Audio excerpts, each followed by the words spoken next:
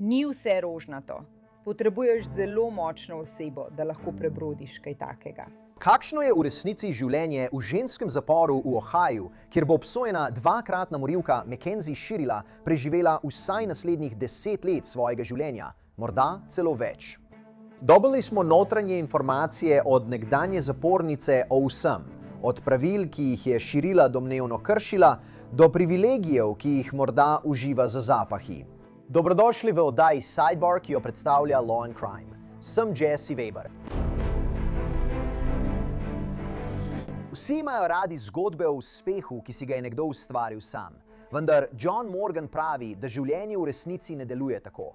Veliki John Morgan, vsi skupaj v svoji novi knjigi Življenje je sreča. Ustanovitelj podjetja Morgan & Morgan odkrito govori o vlogi, ki jo ima sreča pri uspehu in o tem, kako prepoznati priložnost, ko se pojavi. In to seme je imelo preprosto srečo. Od raznašanja časopisov kot otrok do ustanovitve največje odvetniške pisarne za poškodbe v Ameriki, Morgan deli trenutke, ki so spremenili vse. To je priročnik, kako pristopiti k življenju, sreči in na koncu uspehu. To ni še ena milijarderska biografija, polna poceni nasvetov. Je iskrena, neposredna in polna lekcij o tem, kako spremeniti srečo in nesrečo v nekaj večjega. Zato upam, da jo bodo ljudje prebrali. Upam, da jo bodo cenili. Kupite Življenje je sreča zdaj na Amazonu, na forthepeople.com/ ali na forthepeople.com/lifeisluck. V zadnjem času veliko govorimo o Mackenzie Shirila. Bila je v središču pozornosti, potem ko je Netflix izdal dokumentarec o nesreči, ki je ponovno vzbudil zanimanje in pozornost za smrtonosno nesrečo, za katero je bila Shirila obsojena, da jo je povzročila namenoma. Julija 2022 je takrat 17-letna Mackenzie Shirila z avtomobilom trčila v zidano stavbo v Strongsvillu v Ohaju, pri tem uničila vozilo in ubila 2 sopotnika, svojega fanta, 20-letnega Dominika Russa, ter njunega prijatelja, 19-letnega Daviona Flanagana. Shirila je neverjetno preživela in preiskovalcem povedala, da se je verjetno onesvestila, saj se ne spomni, kaj se je zgodilo. Do danes pravi, da ne ve, kaj se je zgodilo. Prizor je policiste, ki so prišli na kraj nesreče, pustil skoraj brez besed. Radio, potrebujemo 2 človeka tukaj. Severna gora, Wi-Fi je povezan.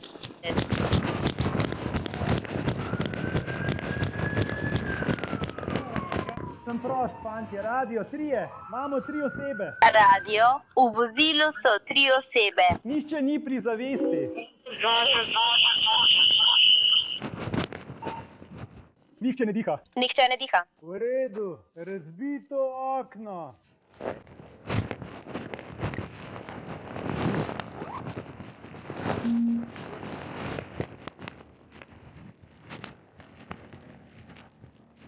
O moj bog, človek.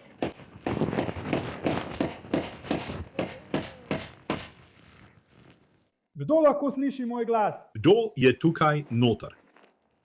Voznik. Voznik. Dihanže. Nezavesten. Hej, jaz. Sprejem, radio. Ali je tam kakšen napredek pri vseh 3? Pricam, v redu. Ima. Ali potrebuješ nož? Tukaj. To je slabo, fantje. Počakajte, živa je. Nekako jo moramo spraviti ven. In Shirila je vztrajala pri svoji nedolžnosti na sojenju pred sodnikom. Tukaj so tožilci predstavili časovni potek njenega toksičnega odnosa z domom, njeno očitno vnaprejšnje načrtovanje nesreče, kar je podkrepil tudi obisk kraja dogodka. V dneh pred tem je v sporočilih in na družbenih omrežjih kazala popolno pomanjkanje obžalovanja. V času po nesreči so bili predstavljeni fizični dokazi o stopalki za plin in avtomobilu, ter kako ni bilo nobene okvare in kako njena noga nikoli ni pritisnila na zavoro. Sodnik iz Ohaja jo je na koncu spoznal za krivo po celem nizu obtožb, vključno z umorom, in ob izreku kazni je sodnik pojasnil svojo odločitev za izrečeno kazen. Obstaja velika verjetnost, Mackenzie, da boš preostanek svojega življenja preživela v zaporu. To ne bo odvisno od mene. O tem bo odločal odbor za pogojni izpust In v veliki meri bo to odvisno od tebe. Razumem, da vsi v tej sobi zaradi svoje bolečine želijo, da izrečem najstrožjo kazen. Vendar ne verjamem, da bi bila to primerna kazen, ker verjamem, da Mackenzie ne bo na prostosti čez 15 let. Tako je na drugi točki, za umor Daviana Flanagana, obsojena na 15 let do dosmrtne kazni. Obsojena je na prvi točki, za umor Dominica Rusa, na 15 let do dosmrtne kazni, ki se izvršuje istočasno z ostalimi, s priznanjem že odslužene kazni. Kaj se je torej zgodilo? Shirila so odpeljali v popravni dom za ženske v Ohaju, v Marysvillu, Ohio. To je zapor, ki je bil odprt pred več kot 100 leti in lahko sprejme 2000 zapornic. In tam je bila Shirila, ko je sedla za svoj prvi intervju pred kamero za Netflixov dokumentarni film. O svojem življenju za zapahi je povedala, da je tukaj vsak dan res težko. Poskušam se zbuditi in biti najboljša oseba, kar sem lahko vsak dan, ter se izogibati težavam. Ni trenutka, ki bi minil, da ne bi mislila na doma in Daviona. Toda njen kratek čas v zaporu v Marysvillu doslej ni minil brez polemik, saj smo prišli do njenega zaporniškega dosjeja, ki nam daje vpogled v domnevne težave, za katere je bila obtožena, da jih povzroča. Glej, maja 2024 je bila Shirila očitno v težavah, ker je bila očitno na napačnem mestu ob napačnem času. Paznik je zapisal, da je zgoraj navedenega datuma približno ob 23:40. Zapornica Shirila, W11180, je bila opažena v dnevni sobi v drugem nadstropju, kjer je govorila svojo tablico. To je drugi incident, ko je bila zapornica Shirila najdena v dnevni sobi, potem, ko je bila rekreacija že končana. Zapornica Shirila je obtožena kršitve 5-6, ker je bila na nepravem mestu. V nadaljnjem poročilu je Shirila izjavila, citiram, da preprosto ni vedela. Očitno je to priznala. Disciplinski uradnik jo je spoznal za krivo. Dobil je ustno opozorilo. Le nekaj mesecev kasneje je bilo vloženo še eno poročilo o kršitvi. Citiram. Na zgoraj navedeni datum in približen čas sem jaz, častnik Bryce, izvajal naključne preglede postelj. Med svojim pregledom pri zapornici Shirila sem našel 2 predelanih hlač, ventilator z izbrisanim imenom in številko, na isti strani pa je bilo napisano Shirila ter 4 slike iz golih revij. Zaradi tega jo bom obtožil po členu 12.3 posedovanja lastnine druge zapornice in po členu 12.7 posedovanja prepovedanih predmetov. In po navedbah zaporniškega zdravnika je Shirila osebju povedala, citiram, imela sem ventilator in hlače, predala sem jih skladiščniku in bila sem obtožena. Torej, očitno je Shirila zaradi tega izgubila dostop do kantine za 30 dni. Večkrat je bila opozorjena, ker naj bi nosila oblačila, ki so bila spremenjena ali pa jih je nosila nepravilno. Imate to poročilo iz aprila 2025. To je izstopalo, ker piše, citiram, pristopil sem k IP Shirili, ko je bila v pisarni vodje primera Jonesa, da bi jo odpeljal na stranišče in preveril, ali je ustrezno oblečena. IP Shirila je bila prej v pisarni gospoda Rima, kjer jo je prosil, naj mu izroči svojo jopico s kapuco, ker je bila spremenjena in se je štela za prepovedan predmet. IP je povedala, da mu je ne more dati, ker pod jopico ni bila ustrezno oblečena. Ko sem ji povedal, da jo bom peljal na stranišče, da preverim, ali je ustrezno oblečena, da ji lahko vzamem jopico, je rekla, če bo on dobil, in tukaj je uporabila slengovsko besedo za erekcijo, zaradi tega, kako sem oblečena, je to njegov problem. Ko je prišla do vrat pisarne gospe Jones, je rekla, gospe Jones, naj gre z nami na stranišče, ker se ni počutila prijetno. Ko smo prišli v stranišče IP, je IP Shirila odzipala svojo jopico in njena državna majica je bila popolnoma odpet, pod njo pa je imela samo športni modrček. Dobil je navodilo, naj si zapne majico in mi izroči svojo spremenjeno jopico. Ves čas, ko smo bili v stranišču, je bila zelo nespoštljiva in je govorila na glas, ter spraševala, ali je to vse, kar nas skrbi, njena spremenjena jakna. Ta IP Shirila je imela že več disciplinskih poročil zaradi prepovedanih oblačil. Dobili so nova državna uniforma v zameno za spremenjena oblačila. Njena jopica s kapuco je bila očitno zožana ob straneh in je bila zelo prijeta na tej IP Shirila. In potem imate to. Avgusta 2025 je prišlo do še enega incidenta, tokrat so bile vpletene trditve o spolni aktivnosti. Poročilo o vedenju navaja, da je IP imela roke v hlačah IP Shirila v predelu zadnjice. Zdaj, Shirila je to zanikala in naj bi rekla, nisem mi dovolila, da bi se me dotikala. Nikoli nisem imela kazni zaradi spolnosti in to nisem jaz. Tega ne počnem. Mimogrede, vse domnevne prijave o neprimernem vedenju Shirile si lahko ogledate zdaj v aplikaciji Long Crime Plus. Imamo celoten dosje o Mackenzie Shirila. Vse imamo tam, od posnetkov policijskih telesnih kamer, fotografij, dokazov, poročil o incidentih do telefonskih klicev iz zapora. Vse si lahko ogledate tam. Zdaj smo želeli izvedeti, kakšno je v resnici življenje v tej ustanovi, v zaporu za Mackenzie Shirila.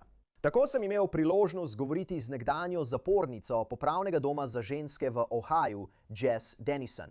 In njeni videoposnetki so postali viralni, odkar je nesreča premierno prikazana na Netflixu, saj razkriva podrobnosti iz zakulisja življenja v tem ženskem zaporu. In povem vam, zgodba Jess je edinstvena. Povedala nam je, da je bila v srednji šoli napredna učenka znanosti in kemije. Na koncu je svoje znanje uporabila za podporo svoji odvisnosti od drog. Obsojena je bila na 3 leta zapora v Marysvillu pri komaj 19 letih zaradi nezakonite proizvodnje drog. Dobili so jo predčasno iz zapora. Ponovno je zapadla v odvisnost. Vrnila se je nazaj. In povedala nam je, da je bila prva ženska, ki je v tem zaporu pridobila pravo srednješolsko diplomo namesto GED. In imela je podelitev diplome. Pravi, da je zdaj že 8 let čista in trezna.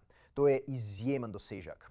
In odkar je njen primer spet v središču pozornosti, je Jess objavljala videoposnetke na družbenih omrežjih, kjer govori o svojem času za zapahi in odgovarja na vsa vprašanja, ki jih imajo ljudje. Tako smo dobili priložnost, da se z njo pogovorimo. Poglejte si. V redu, čas je, da povabimo Jess Dennison, da pove več o tem. Jess, najlepša hvala, da ste si vzeli čas, res cenim, da bodo vsi vedeli, bili ste v popravnem domu v Ohiu. Kako dolgo ste bili tam? Približno 7,5 let v 3 obdobjih kot zelo mlada odrasla oseba. In da bo jasno, niste imeli nobenega stika z Mackenzie Shirila. To je bilo po vas. Ne. Ne, bila sem tam, še preden je ona začela hoditi v srednjo šolo. V redu, v redu. Res želim slišati tvoje mnenje, da vidim, kakšno je tam. Kakšno je njeno življenje, nasplošno gledano? Kaj bi morali vedeti o tej ustanovi, česar ne razumemo samo iz branja o njej? Ja, v miselnost ženskega zapora gre veliko stvari. Je precej drugače kot v moškem zaporu. Ni niti približno tako nasilno. Tam je veliko več srednješolske drame. Tako da, čeprav se ne sooča toliko s posledicami svojih dejanj na nasilnem področju, kot bi se moški, ko bi jo soočili s tem, da je dejansko poškodovala nekaj otrok, bi v moškem zaporu zato nosila veliko večjo odgovornost. Namesto tega je trenutno zelo priljubljeno dekle. Žal. In to je zanimivo, ker bi si predstavljal priljubljenost, status slavne osebe. Predvidevam, da je ona tam najbolj znana zapornica. V drugih ustanovah bi to lahko bilo nevarno. Tukaj pa ne toliko. Pravilno, tako je. Nažalost, v ženskem zaporu, še posebej v popravnem domu za ženske v Ohiu, ti to prinese veliko razvpitega slovesa. Njena priljubljenost je močno narasla, ker vsi v zavodu kličejo domov svojim družinam. Njihove družine pa jim posredujejo informacije o tem dokumentarcu o nesreči. Zato vsi želijo vedeti, kdo je ona, se pogovarjati z njo in lahko reči, bila sem v zaporu z njo. Ti je bilo čudno videti, da snemajo dokumentarec v popravnem domu v Ohiu? Mislim, ali si že kdaj videl kaj takega? Ja, torej nekajkrat. Nekajkrat je Kim Kardashian prišla in delala z nekaterimi dekleti, da bi jim pomagala do predčasne izpustitve. Tako da dokumentarci tam niso nič nenavadnega. Kar pa je čudno, je to, da jih snemajo, potem pa osebo iz dokumentarca pustijo kar med ostalimi zapornicami, da se lahko vsi družijo z njo. To pa je drugače. Pojasni mi, zakaj je to problem? Torej, to bo pritegnilo vse okoli nje. In čeprav je njena osebnost že zelo izrazita, bo to prineslo še več pozornosti nanjo, kar bo situacijo še okrepilo. Tam imaš le toliko motenj in nočeš, da bi se ženske med sabo motile. In to je cilj mnogih stvari, da ženske tam zamotijo, kot so tablice in glasba. Nočeš, da bi bile osredotočene ena na drugo. To bo povzročilo, da se bojo vse ženske osredotočile na njo. Kakšno je življenje tam? Kako je, ko se zbudiš, greš spat? Kako izgleda celoten dan? Torej, je zapor, za katerega vsi mislijo, da je, v resnici to, kar je sprejem. Ko prvič prideš tja, gre vsaka ženska v zvezni državi Ohio skozi MCC, ki je sprejemni oddelek. In tam preživiš od 30 do 60 dni, popolnoma zaklenjena, brez gibanja, v odprtem spalnem prostoru z vsemi ženskami, ki prihajajo, dokler ne opraviš vseh zdravniških pregledov. Dodelijo ti tvoj nivo, ki je v Ohaju razdeljen na 3 različne stopnje. Najmanj nasilne in najmlajše dobijo prvo stopnjo. Če imaš nasilno obtožbo ali pa si se večkrat vrnila nazaj zaradi ponavljanja kaznivih dejanj, si na 2. stopnji. In če storiš najhujša kazniva dejanja, si na 3. stopnji. Mackenzie širila spada v to 2. stopnjo. Ko bo zapustila sprejemni oddelek, bo šla v splošno populacijo in imela dostop do vsega. Popoln dostop do vsega. Torej, to, kar vsi mislijo, da bi morala doživljati, je v resnici prestala le v prvih 30 dneh. Zdaj ima popoln dostop do 2 paketov hrane na leto in 1 paketa z drobnarijami na leto. Pri čemer ji zapor da revije, iz katerih lahko naroča kot prek spleta. Lahko dobi oblačila, lahko dobi trenirke, likalnike za lase, sušilce za lase, kodralnike, ličila. In večina tega je zato, da se ženske tam noter počutijo malo bolj normalno. Ampak videli boste zaporniške programe v primerjavi s potrošništvom, ki se prebija prek pogodb z zasebnimi ponudniki v zapore, kar predstavljajo te škatle. Zunanja podjetja pritiskajo, da prodajo toliko, kolikor jim zapor dovoli tam noter. In to je le majhna količina stvari, ampak za zapornika je to veliko. Tako da ima dostop do ogromno stvari. Običajno bi pomislil, da če dobiva lepe stvari, bi to lahko pomenilo, da bo tarča, a ne? Imaš dostop do vsega tega, dobivaš denar, dobivaš donacije. Ni tako? Ni tako, žal ni tako. To samo poveča njeno priljubljenost, ker tam tvoj status temelji na tem, kar imaš, ne na tem, kdo si, kaj si naredil ali od kod prihajaš. Tako dolgo, kot imaš vse te lepe stvari, boš imel prijatelje okoli sebe, to samo še poveča njeno priljubljenost in ljudje jo želijo še bolj spoznati. Kaj pa iPadi? Ja, torej, tablice so zabavne, so zanimive in spet se vse vrne k temu, da nočeš, da se te ženske osredotočajo ena na drugo. Torej, obstajajo osebne tablice, ki jih lahko naročiš preko JPay, kjer lahko preneseš glasbo, plačaš zanjo in jo osebno preneseš na svojo tablico. To je bila prva nadgradnja po radiju FM in AM.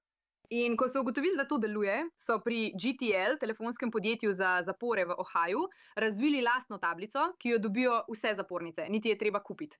In lahko kličeš po telefonu kar iz svoje postelje. Lahko pošleš 5 ali 10 sekundna sporočila, ki jih lahko napišeš kar iz postelje, tako so to precej razširili. Če to dobiš, lahko tudi kupiš pretočne storitve, kjer lahko gledaš filme ali TV, milijone pesmi kot na YouTubu. Res je noro. Ali mora imeti službo, ali lahko samo sedi in gleda filme ves dan?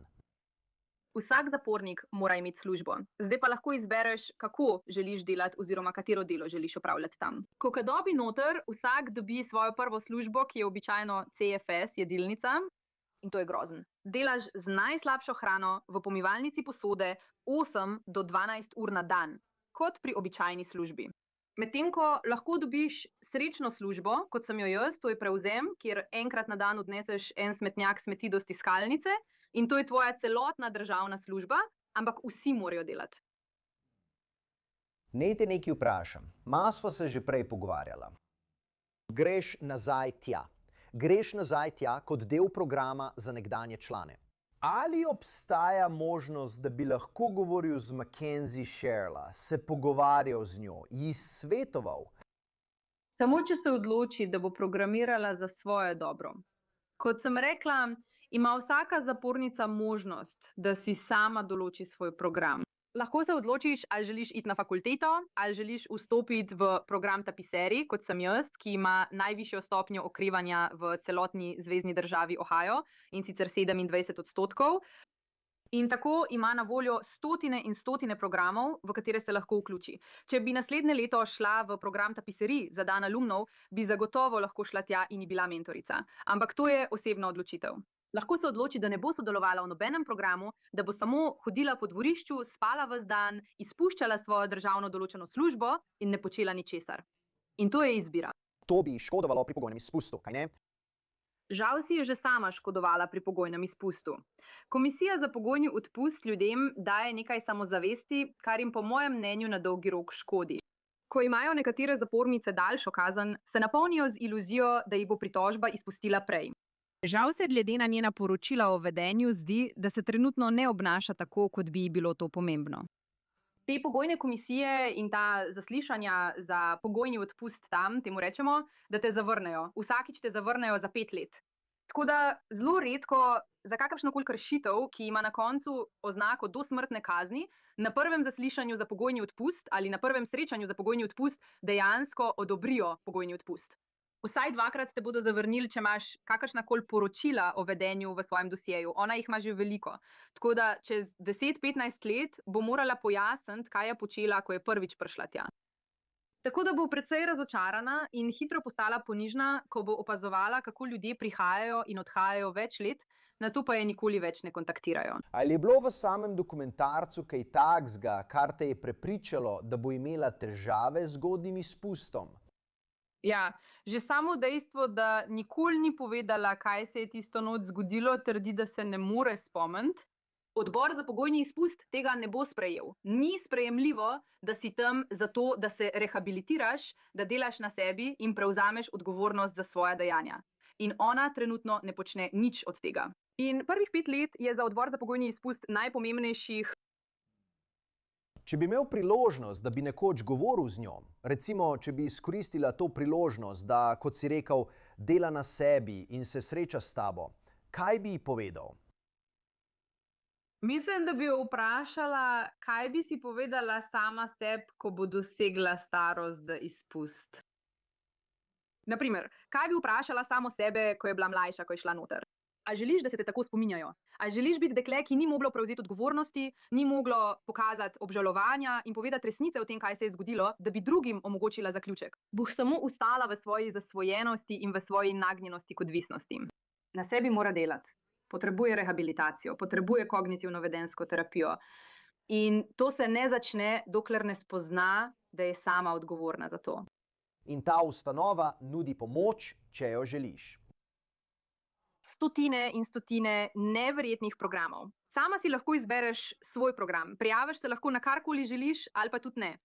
Pridobila sem 7 državnih certifikatov, 2 univerzitetni diplomi in bila sem prva ženska v zvezni državi Ohio, ki je namesto GED-ja pridobila srednješolsko diplomo. Ima vse možnosti, da pride ven brez študentskega dolga, da popolnoma obvlada svojo izobrazbo in si pri 30-ih popolnoma spremeni življenje, če pride ven ob predčasni pogojni izpustitvi. Ali ne bi bilo težko, glede na njeno razvpitost, glede na to, zakaj je bila obsojena, ali ne bi bilo zanjo zelo težko, ne vem, kako bi to življenje sploh izgledalo na drugi strani? Mislim, da ima priložnost. Mislim, da so z vsemi programi, ki jih imajo tam, druge priložnosti neskončne. Tudi za njo, glede na njeno razvpitost, njen primer in to, kar je naredila, bo razlika v tem, ali bodo ljudje to sprejeli, ker bo dejansko prevzela odgovornost. Ko to gledaš na to in razmišljaš o njenem primeru, skozi kaj gre in koliko pozornosti je namenjene temu, kako težko je tam življenje. Mislim, govorimo o nekaterih prednostih, govorimo o nekaterih koristih, ampak iz dneva v dan, kako demoralizirajoče je to, kako depresivno je, kako težko je biti motiviran. Spet se vrnemo k temu, kakšno je tam noter. Kaj mi ne vidimo? Ja, duševno mučenje je res hudo. Stvari, za katere misliš, da se ljudje tam prepirajo, sploh niso predmet prepirov. Večino časa tam preživiš tako, da poslušaš za predstavo 300 žensk v odprtem spalnem prostoru, samo 150 pogradov postavljenih v skladišču. In takšnih prostorov je 8 do 10 v celotnem kompleksu. Tako, poslušaš ženske, ki kričijo na ves glas zaradi ničesar. Prepiraš se zaradi telefonskih linij, ker ljudje zakličajo, da so naslednji iz drugega konca spalnice ob času štetja. Čakaš v vrsti s 300 ljudmi za mikrovalovko. Torej, lahko bi imela vse te luksuze. Lahko greš v bistvu nakupovati v Walmarti in imaš celo vrečko živil pod posteljo. Ampak če ne moreš priti do ene mikrovalovke za 300 žensk, ni pomembno. Torej, vse te stvari nimaš svoje svobode. Lahko greš skozi vrata, ko želiš, ampak ti še vedno povejo, kdaj se lahko in kdaj se ne smeš tuširati. Povejo ti, kdaj se lahko in kdaj se ne smeš vstati in iti spat. In to je na tej točki demoralizirajoče, izčrpavajoče je. In če nimaš miselnosti, da živiš med približno 3000 obsojenkami in vedenji, ki pridejo s tem, tega ne boš preživela. Ali prihaja do izbruhov nasilja? Videla sem jih neki, ampak običajno gre za nekaj osebnega. Nikoli ni zaradi načel, kot je to pri moških.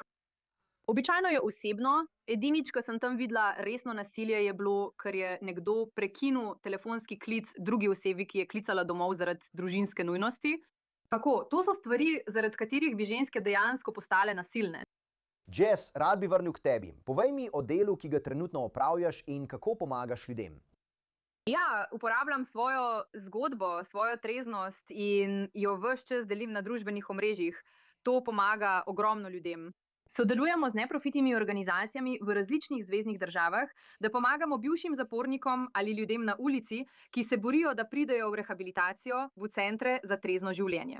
In vso to motivacijo bom odnesla nazaj v zapor za Tapestry Alumni Day. Potem pa bomo motivirali zapornike, da jim pokažemo, da je na drugi strani tega še nekaj drugega. In ne glede na to, kaj si naredila, odkot prihajaš, vedno obstaja možnost za nov začetek.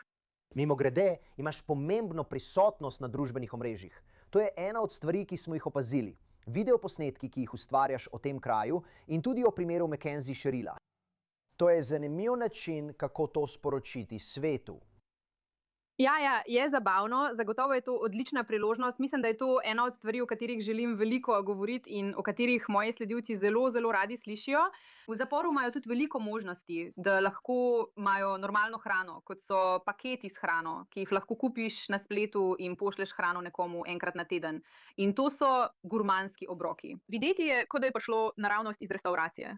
Na drugi strani teh programov pa so zaporniki, ki se učijo kuhati v restavraciji, v industrijski kuhinji po naročilu na enoto. Torej, res je, nekateri zaporniki dobijo cheeseburger, piščanca in vaflje in to nima ravno smisla. Ampak na drugi strani je nekdo, ki se uči, kako postati pravi poklicni kuhar v gostinstvu in lahko to znanje odnese s seboj kamorkoli. Enako velja za frizerske in kozmetične salone. Mackenzie Shirila si lahko uredi lase in si rezervira termin ter to plača iz svojega računa v zaporniški trgovini. Ampak na drugi strani je zapornica, ki se uči, kako urejati lase, da bi lahko delala v frizerski industriji. Torej, zagotovo gre za iskanje ravnotežja. Ja. Poslušajte, opravljate odlično delo. Res cenim, da ste prišli in nam dali nekaj vpogleda v to, kakšen je ta objekt in kaj Mackenzie Shirila morda doživlja.